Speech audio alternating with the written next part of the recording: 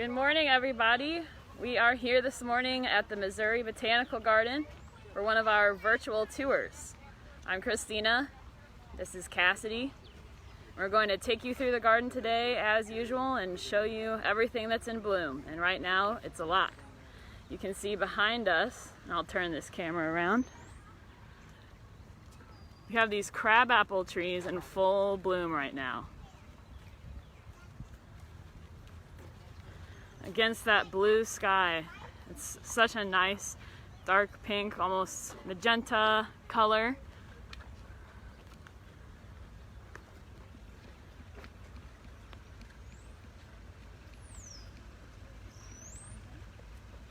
And before the tour started, Cassidy mentioned to me that the variety name of these trees is cardinal. And appropriately, they usually hit their peak bloom right around the Cardinals' home opener here in St. Louis. So they're right on schedule this year.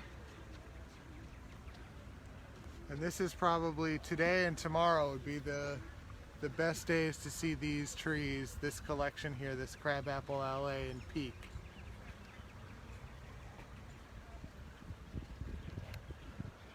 Much like the cherries, they're a bit susceptible to wind, and you can sort of see already on the walkway here where the petals have already started to fall off on the sidewalk.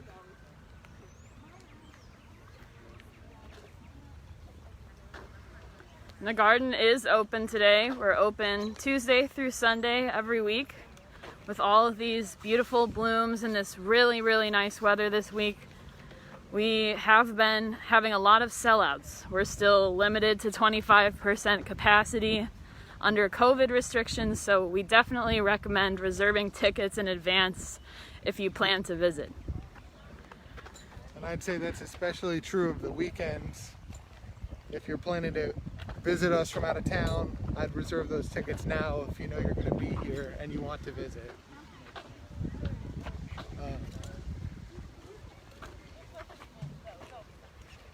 So last week was the peak of the Yoshino cherries here in the Japanese garden. And now we're moving into kind of the third wave of our cherry blossoms, which are these double flowered cherries that are sort of the last of the three types to bloom. We started with the weeping cherries, and then the Yoshinos, and now we have these Kanzen cherries, and they're just starting to open as the other cherries are losing their petals. So probably within the next week is the best time to come out and see those in about a week, I should say.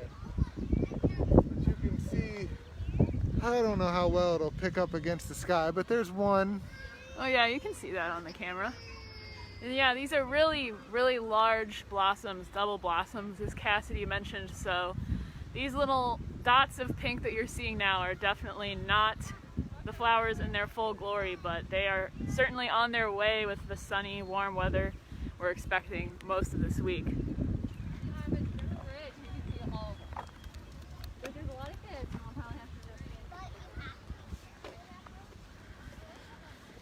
And also just in the past week since our last tour, we've seen a lot of trees starting to leaf out. Last week, most of them were essentially bare, and just over the past week, those leaves have started emerging. You can see here we have a few Japanese maples. These leaves aren't quite at their full size, but they're completely out. Yeah, and it just really adds that extra layer of color beyond the flowers themselves to have the foliage back in the garden. So there's a lot of neon greens in the landscape, a lot of, especially here in the Japanese garden, a lot of reds from the Japanese maples. And it's really kind of filled out the view around the lake here in the last week, aside from the cherry blossoms.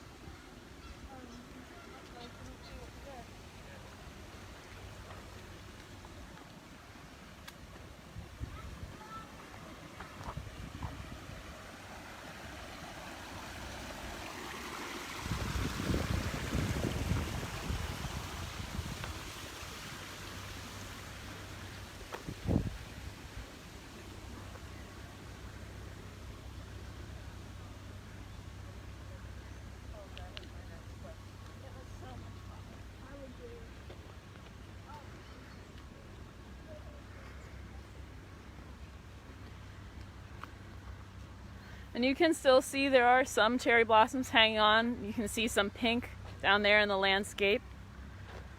So, as we were saying a few minutes ago, they definitely come in waves.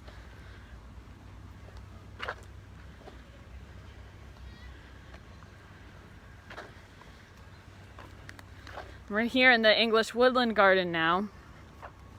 And the bluebells, as you can see, are just about at their peak. These are a favorite of mine. And they just look gorgeous right now.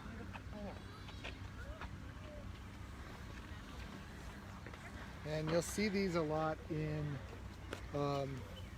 native gardening landscapes paired with the celandine poppy, which is the yellow flower that you see here as well. So this blue and yellow color from these two flowers kind of playing off of each other in nature, and then people often replicate that in shady spots in their own home gardens as well. And you can actually see over here some viburnum that's coming into bloom, and some azaleas where the flowers are not open yet, but getting ready. That's something that's definitely a little bit later in spring, but you're starting to kind of see signs of it already. Those azaleas and as I mentioned, the viburnum. So not every viburnum is in flower, but you'll see a few dotted here and there.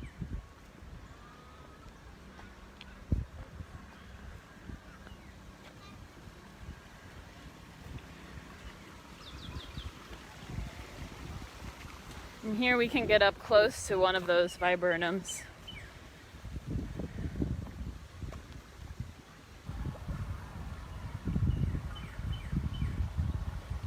And really pretty and typically very fragrant too, so really great landscape plant for those reasons.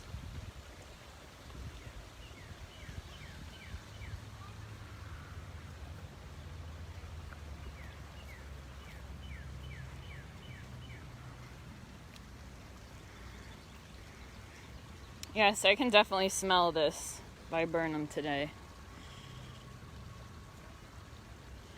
Fittingly, the common name is fragrant viburnum, so that would make sense. Oh, we have some lungwort down here on our right as well. These are really nice. They have that similar, really vibrant, almost indigo blue color that the bluebells have. They also have these really nice variegated leaves. And actually right next to them, and we'll let these little explorers go past us. Hi. Hi. Pardon us.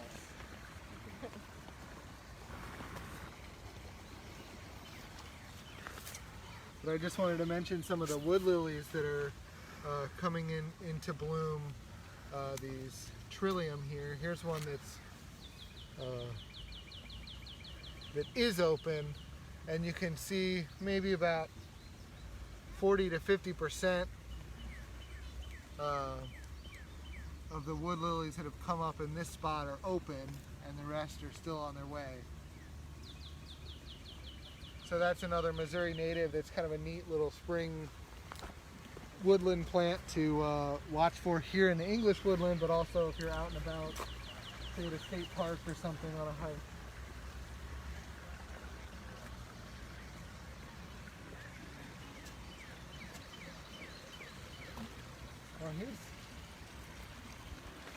Oh yeah, look at that. Another one folks look for. This is definitely not in full bloom by any stretch, but this is a flowering dogwood.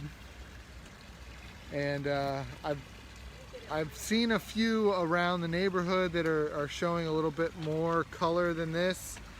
You'll see dogwoods typically, these bracts, these modified leaves on the edges here typically will be white or pink.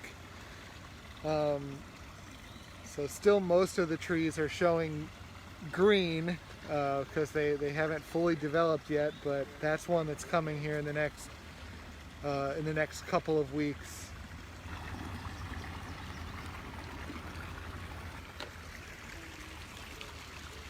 We can actually see a few more native trees that are starting to flower.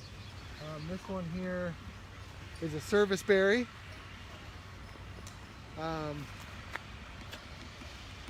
And I will, so it's a relative of the cherries and apples. They're all in the rose family.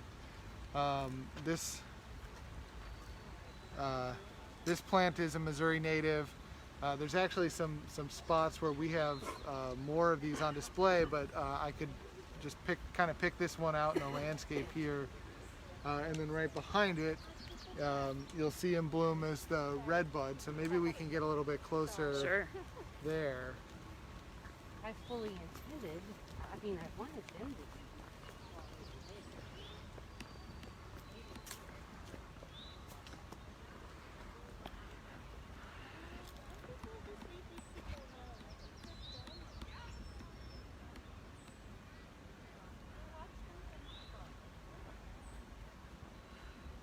So this is the redbud that we were just mentioning. Yeah, and these, I'd say most of the flowers on this particular tree are open. I think it's going to depend. Different trees in different settings. I've seen some that don't have any open blooms at all. This one seems to be pretty well in bloom. You can tell because it's popular with the pollinators.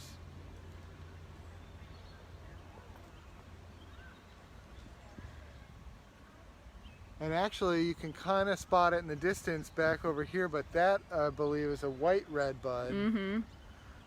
There on the back side of the boxwood garden, kind of on the border between the boxwood garden and English woodland.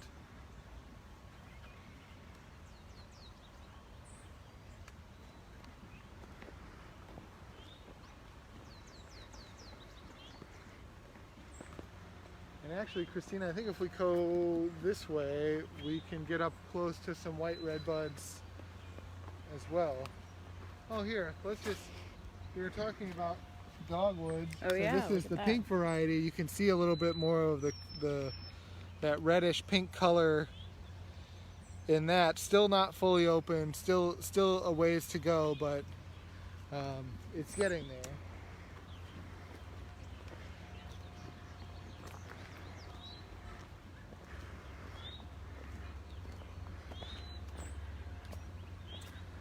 Yeah, so right over here is a nice collection of some white redbuds.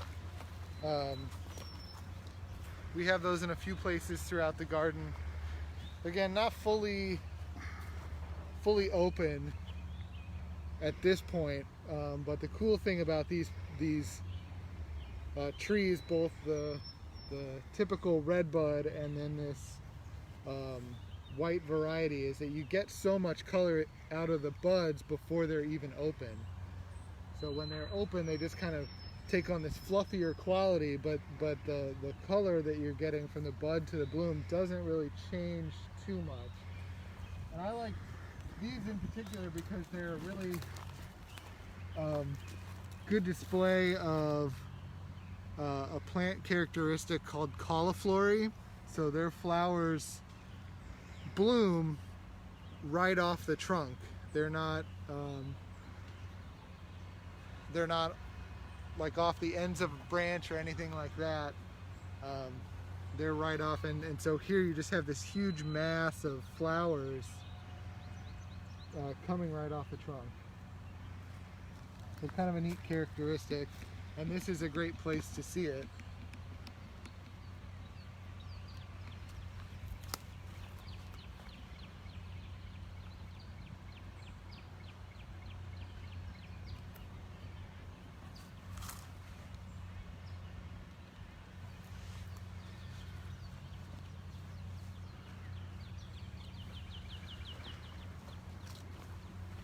So we're in kind of a little hidden spot on the back side of the English woodland with the Lehman Rose Garden over here to our left.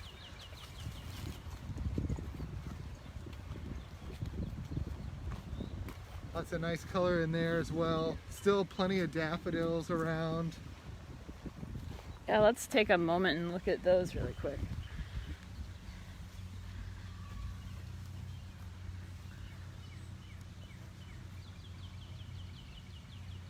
There are a ton of daffodils still in bloom, and these have been blooming for weeks now. But again, like the cherries, there are different varieties, so they kind of come in waves. Yeah, I think this is probably the last week to see them daffodils as a whole collection at or near peak, and then after that you'll get you'll still have daffodils around, but it won't be quite as big of a show as it is this week or as it was last week.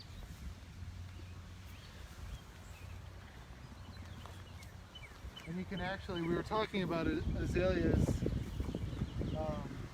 I can see a little bit of color here in these azaleas and rhododendrons here. So again, that's just another thing that we're watching for. We're kind of showing you what's in bloom today, but it really is about anticipating that next event and that next event, because it does change so quickly. And you can see here this carpet of magnolia petals. This tree actually still looks beautiful, but you can see some green starting to come through, and as those leaves come on, the flowers start to fall off. So it's still very pretty, but it's definitely the last week for these kinds of magnolias. And certainly I think we're supposed to get a little bit of rain and wind in the middle of the week, so that'll knock a lot of these petals back.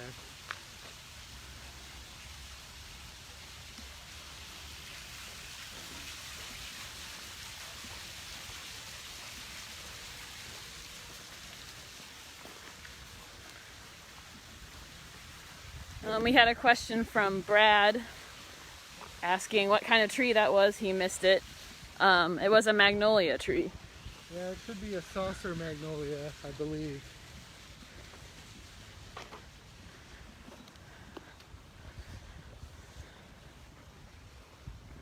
And here's another magnolia that's still holding on to quite a few of its petals, but also, again, you can see that carpet beneath. This is a really pretty stage for the magnolia trees to be at, when they've kind of created this little carpeted surrounding around themselves and they're still holding on to some petals. It's really nice. And since we're here too and talking about blooms, we can mention some of the less showy by most people's standards. I believe this is sassafras. We've got a grove of sassafras trees here, and those are starting to bloom. So, you know, the flowers are a lot smaller. The petals are very small. Definitely not as showy as, say, that magnolia that we were just looking at, but still in bloom nonetheless. And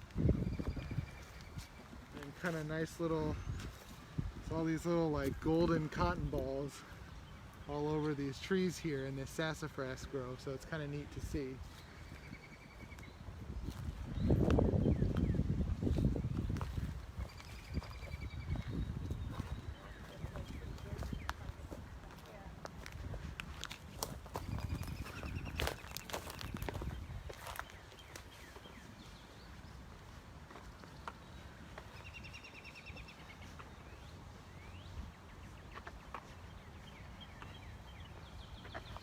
And you can probably see that vibrant color in the distance in front of us.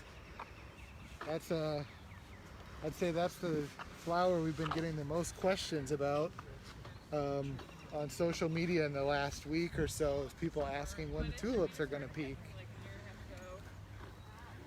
And the tulips here in the formal garden in our Victorian district, I'd say, are definitely at peak. Lots of really great color here.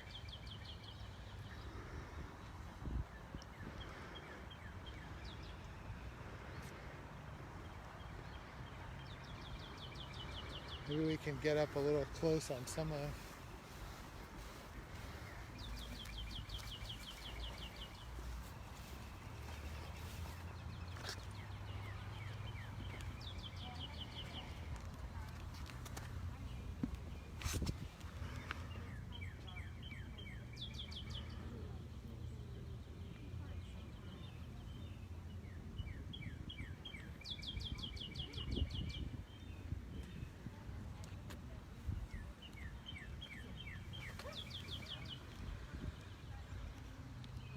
And this is just one of the showy spots for tulips that we have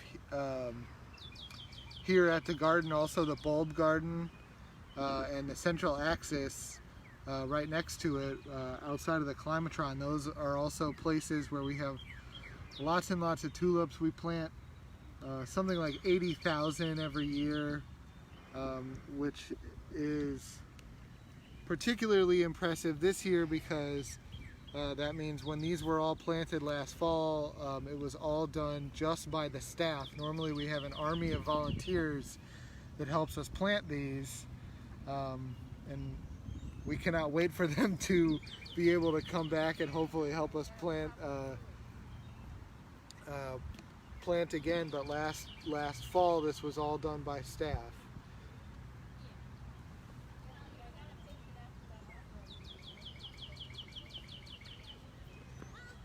So we definitely recommend that you reserve tickets to come this week if you are hoping to see the tulips at their peak. As you can see, they're really, really vibrant and beautiful right now.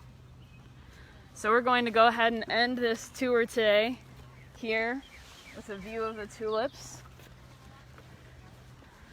Thank you everyone for tuning in and joining us today. And we'll see you next week for our next tour.